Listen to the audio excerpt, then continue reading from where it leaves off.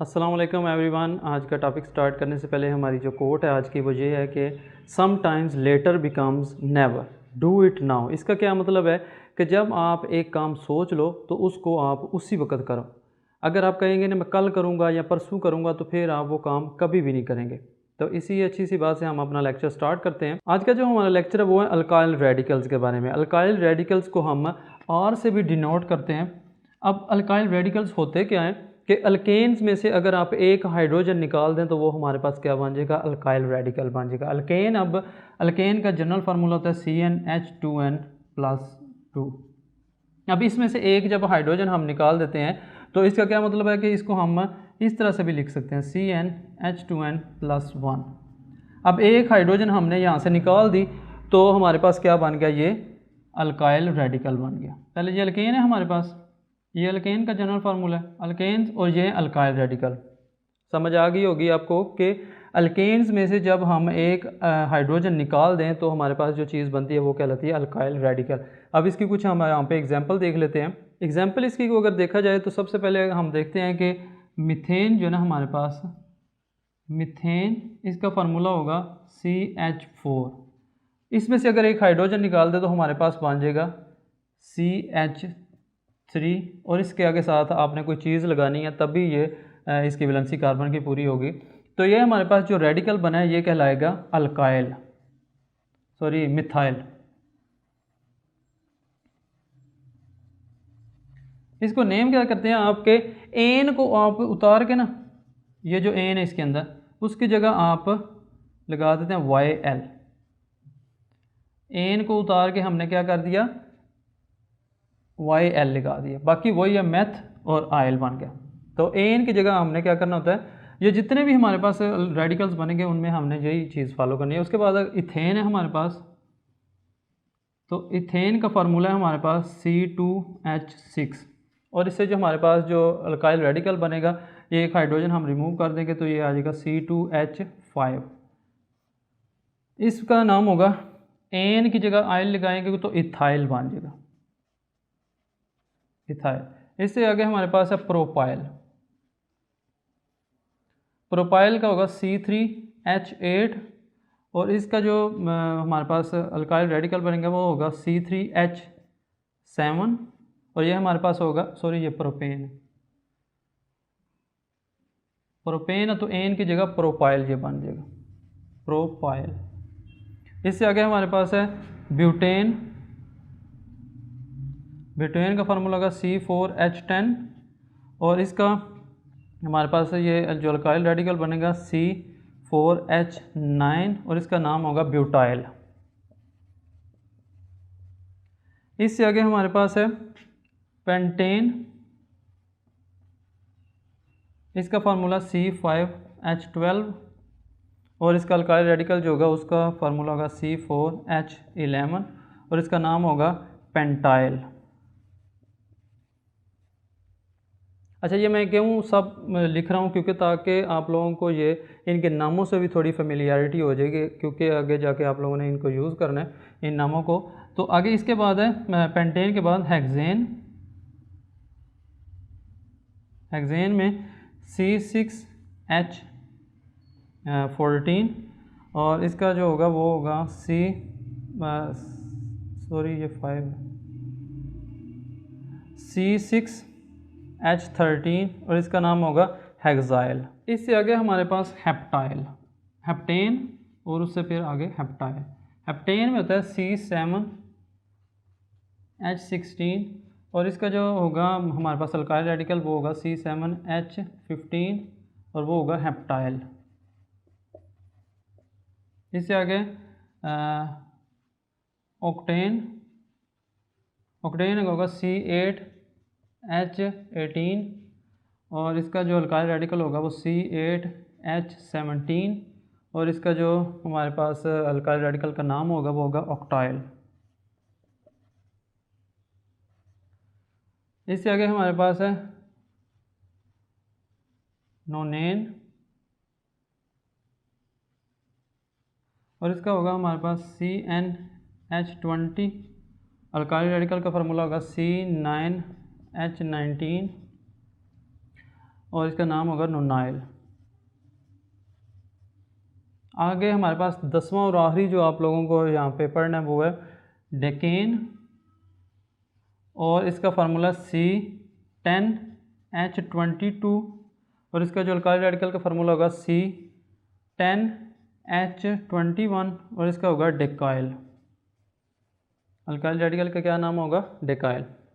इससे आगे फिर हम देख लेते हैं कुछ एग्जाम्पल, उनमें हम खुद से उनका जो हाइड्रोजन है वो उतारेंगे और फिर देखेंगे कि उनका क्या नाम बनता है। इसमें सबसे पहले हम देख लेते हैं एग्जाम्पल प्रोपेन की। एन प्रोपेन, प्रोपेन है हमारे पास CH3 CH2 और CH3, ये प्रोपेन है, एन प्रोपेन। इसमें दो तरह से हम इसमें हाइड्रोजन जो है ना रिमूव कर सकते हैं। एक तो ये जो टर्मिनल यानी लास्ट पे जो कार्बन जो हाइड्रोजन मौजूद है, या तो ये रिमूव कर सकते हैं, इधर से भी हम रिमूव कर सकते हैं, दोनों का सेम इफेक्ट होगा। या फिर हम दरमियान वाली कार्बन को दरमियान वाली हाइड्रोजन को हम उतार सकते हैं। तो दो तरह से हम हाइड्रोजन रिमूव कर सकते हैं। तो अगर हम इसमें टर्मिनल हाइड्रोजन रिमूव करें, ये मैं टी से टर्मिनल लिख रहा हूँ, टर्मिनल रिमूवल ऑफ H, यानी terminal removal of hydrogen. Terminal होता है जो एंड वाली होती है, ये वाली और ये वाली, इनमें से अगर आप उतारें तो मैं चले ये इसको उतार लेता हूँ, तो ये आ जाएगा हमारे पास CH3 CH2 CH2, और इससे आगे ये कोई और चीज़ आप आगे इससे लगा ले सकते हैं। तो ये हमारे पास प्रोपाइल है, लेकिन हम इसको बोलेंगे एन प्रोपाइल। ये नॉर्मल प्रोपाइल है हमारे पास, नॉर्मल प्रोपाइल। लेकिन अगर आप इसमें ये करें कि आप सेंट्रल सी से सेंट्रल रिमूवल ऑफ हाइड्रोजन, कि सेंटर वाली जब आप हाइड्रोजन इसमें से रिमूव करेंगे तो जो हमारे पास प्रोडक्ट आएगी वो आएगी CH3 C, और इसके साथ दो H है ना, एक ये H लगा लिया और इसके साथ हम कोई और चीज़ लगा सकते हैं। ये हमारे पास CH3E एंड पे आ जाएगा। ये एक यहाँ पे दो हाइड्रोजन थी, अब एक हाइड्रोजन तो यहाँ पे मौजूद है, लेकिन दूसरी को हम मिटा के उसकी जगह कोई फंक्शनल ग्रुप लगा सकते हैं, या कोई भी चीज़ इसके साथ हम लगा सकते हैं। तो ये हमारे पास सेंट्रल जब होगी तो इसको हम कहते हैं आइसोप्रोपाइल।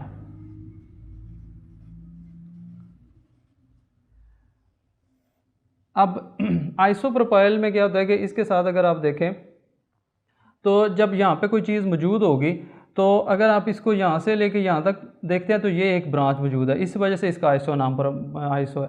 और अगर यहाँ पे कोई फंक्शनल ग्रुप है तो इधर से लेके आप 1 2 ये नंबरिंग करते हैं इधर तक, तो फिर ये हमारे पास एक ग्रुप मौजूद है, जिसकी वजह से हम इसको कहते हैं आइसोप्रोपाइल।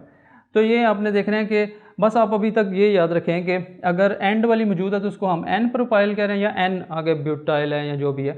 तो प्रोपाइल है यहाँ पे हमारे पास, तो प्रोपेन थी तो इसलिए इसको प्रोपाइल कह रहे हैं। और यहाँ पे दरमियान वाली कार्बन से हमने हाइड्रोजन रिमूव किया तो इसलिए इसका नाम आ गया आइसोप्रोपाइल। इससे आगे हम दूसरी एग्जांपल देखते हैं, इससे फिर आपका और भी आइडिया क्लियर हो जाएगा। इससे अगली जो हमारी एग्जांपल है वो है ब्यूटेन की, N butane, CH3 CH2 CH2 और CH3, ये एन ब्यूटेन।